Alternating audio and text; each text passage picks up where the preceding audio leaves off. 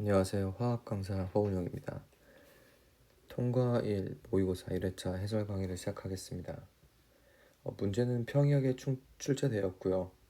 평균은 25점 중 18.6점으로 대부분 학생들이 잘 암기를 하신 것 같습니다. 김영호 선생님은 파이널 프린트를 꼼꼼하게 읽는 것이 학습의 중요한 방향이고, 출제도 김영호 선생님 프린트에서 많이 출제했습니다. 자, 1번 질량에 관한 기본 상수는 플랑크 상수. 기호로 썼을 경우 점수를 주지 않았습니다. 문제에서도 괄호에 알맞은 말을 쓰라고 했지 기호를 쓰라고 한 적은 없고요. 니은번은 세슘도 세슘 133이라고 써야 정답을 처리했고, 세슘 133이 들어가지 않으면 정답 처리하지 않았습니다.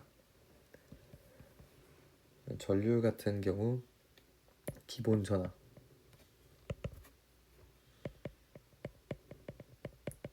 여기도 마찬가지로 2라고 썼으면 정답 처리하지 않았습니다. 온도는 볼츠만 상수,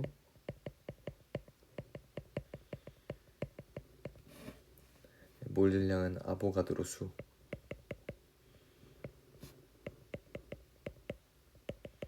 또는 아보가드로 상수. 광도 같은 경우는 1 칸델라가 진동수 540 곱하기 10의 12승. 헤르츠죠. 헤르츠 같은 경우는 기호이기 때문에 헤르츠 또는 헤르츠 모두 정답 처리했고요. 주어진 방향으로 스테라디안당. 광도 같은 경우는 이 숫자 168분의 1이라던가, 이 숫자는 다른 것들은 외우기가 어려운데 이제 168 정도는 기억해두면 좋을 것 같습니다. 7번 정의는 이제 역사에 관련된 거고요. 초의 정의가 확립된 주요 국제 도량형 총회 회의 연역에 대한 겁니다. 기억을 이용해서 초를 정의하였을 때 기억 같은 경우는 이제 세슘 원자식이죠.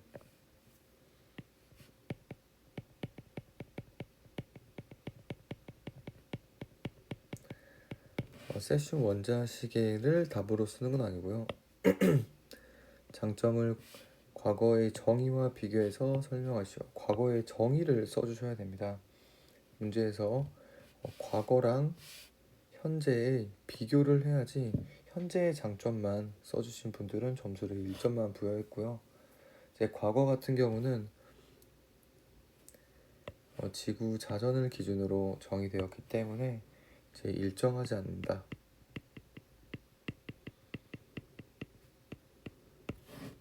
따라서 더 정확한 그리고 일정한 기준이 필요했고요.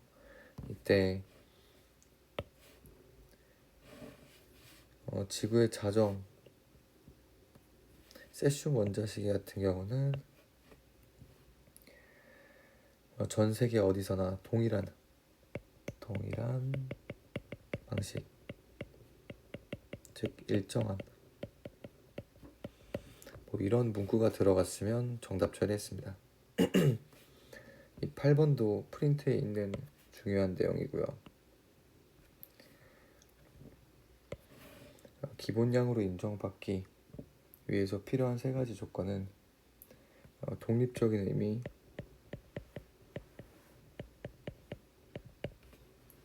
다른 기본량으로부터 유도가 안 되고요. 그 다음에 정밀한 측정이 가능해야 된다. 각각 1점씩 부여했습니다. 문제는 pH를 구성하고 있는 기본량을 모두 쓰시오 이렇게 써있고요.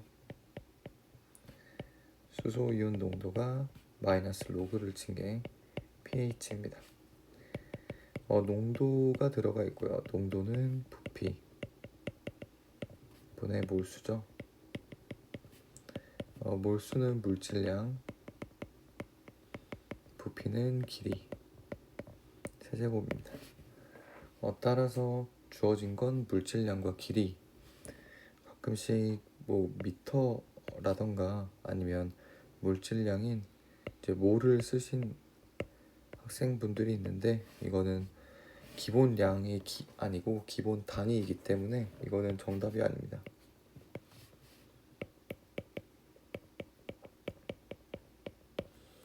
기본 단위랑 기본량을 구분해 주셔야 됩니다.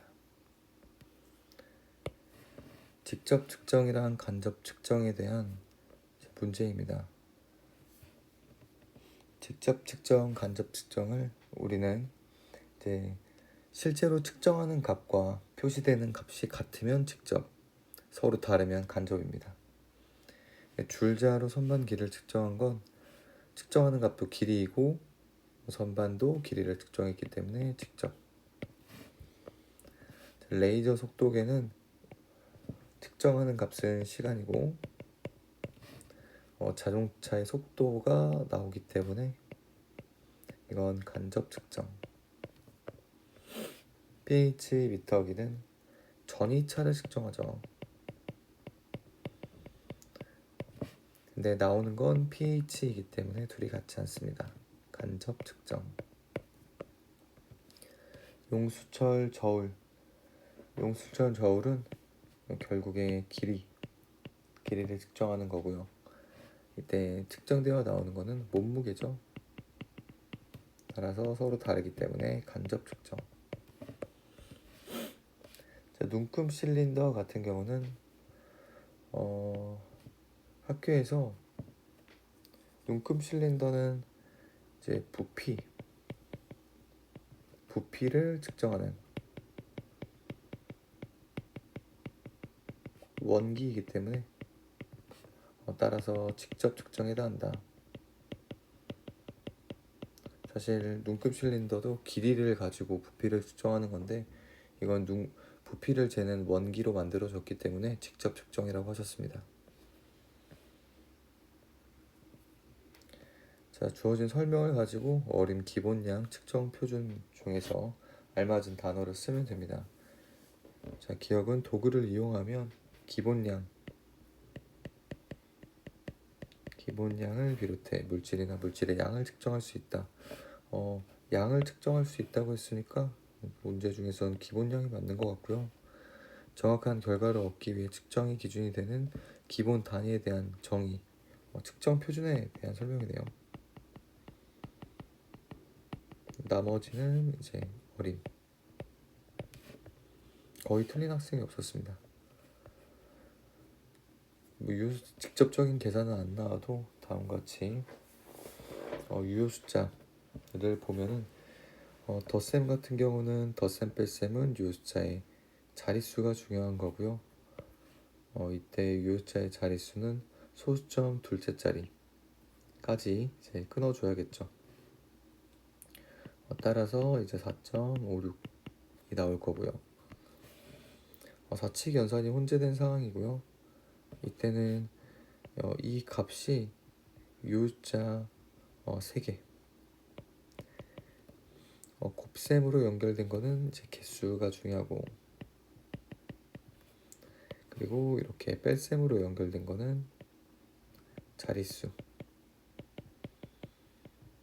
중요합니다. 이때를 보면은 3개까지 연결됐을 때 계산을 해보면 지금 숫자가 대략적으로 다 계산할 필요는 없지만 뭐 6, 3만 해도 18.xxx 이렇게 나온다 라고 볼 수가 있거든요. 그러면 그 3개 중에서 유효자에 해당하는 건 첫째 자리까지입니다. 따라서 자릿수를 비교했을 때 이제 첫째 자리, 여기는 둘째 자리, 소수점 둘째 자리.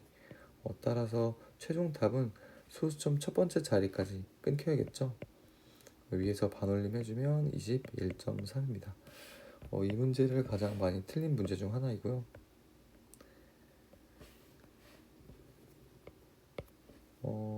계산 문제는 안 된다고 하셨는데 이렇게 간단한 계산 문제는 낼 수 있을 것 같아서 출제했습니다. 이제 가와 다에서 이제 화학 식량의 비를 구하여라라는 문제이고요. 몰롱도랑 용질의 질량이 나와 있습니다.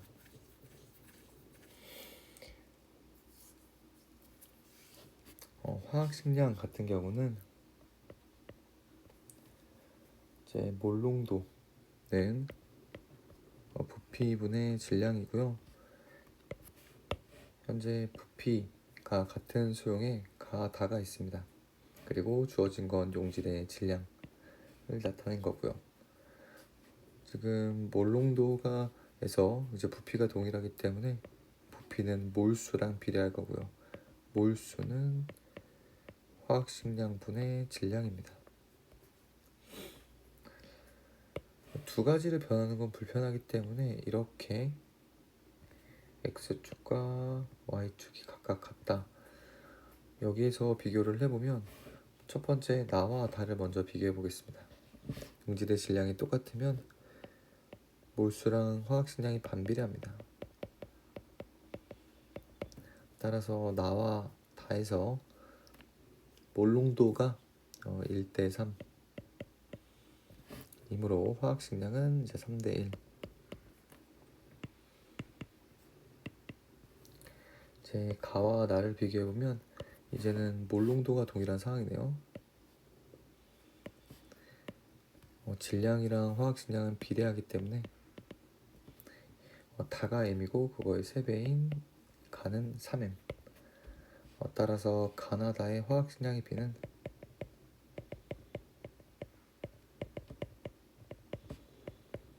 3대3대1입니다. 자, 간단한 몰과 화학식량 그리고 질량의 관계를 물어본 내용이고요. 은메달 속에서 A주의 원자수를 주어진 상수로 나타내시오. 함량이 100%이고요. 질량이 540.